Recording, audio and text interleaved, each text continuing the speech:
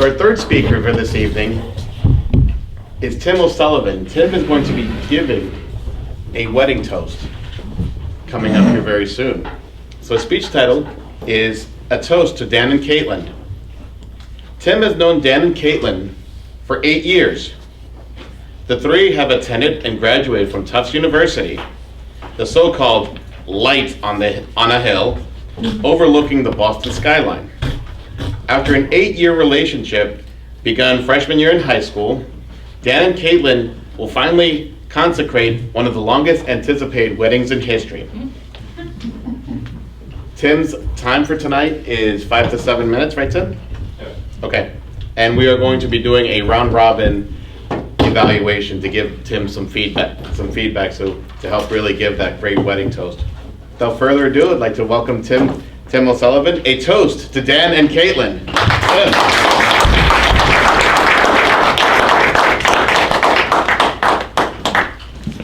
Thank you very much, Mr. Toastmaster. Thank you very much, Tim.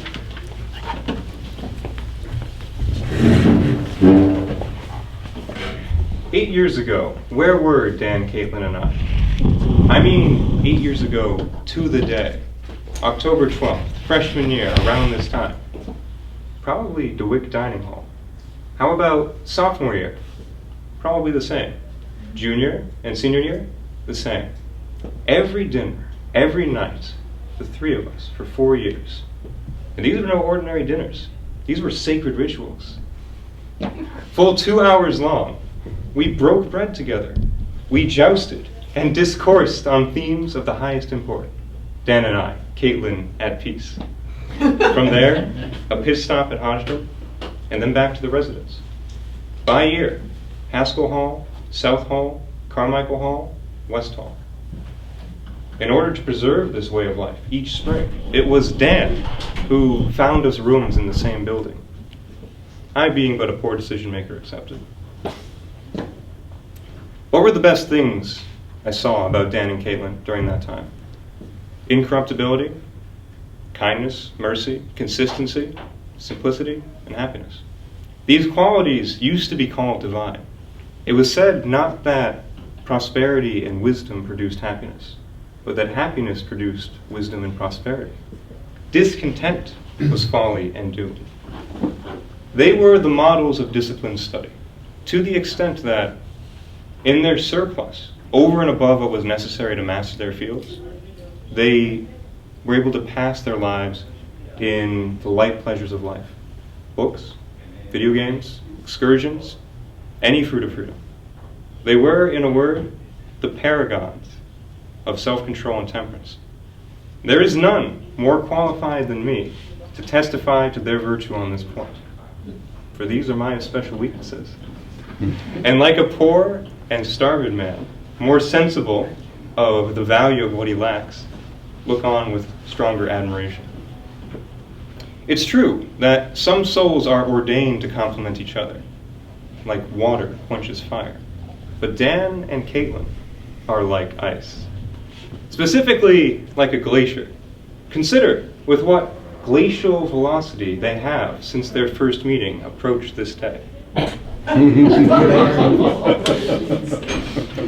You know, glaciers are formed from snow.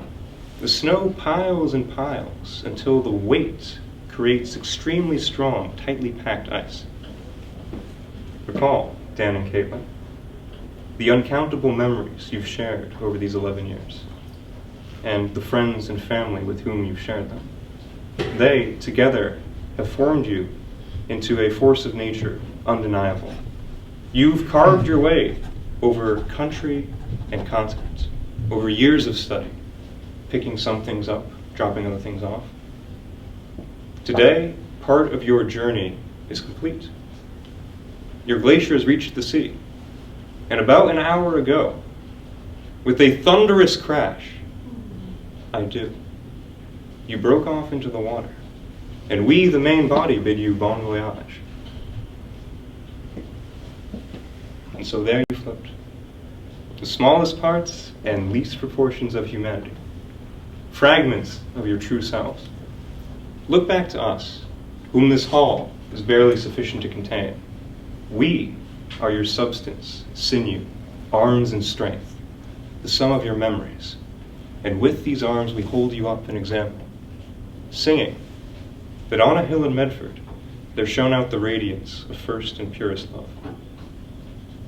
And we witnesses cannot forget it. So with expectation, which is the byword of your association, we look into the future again and see lasting joy. Cheers.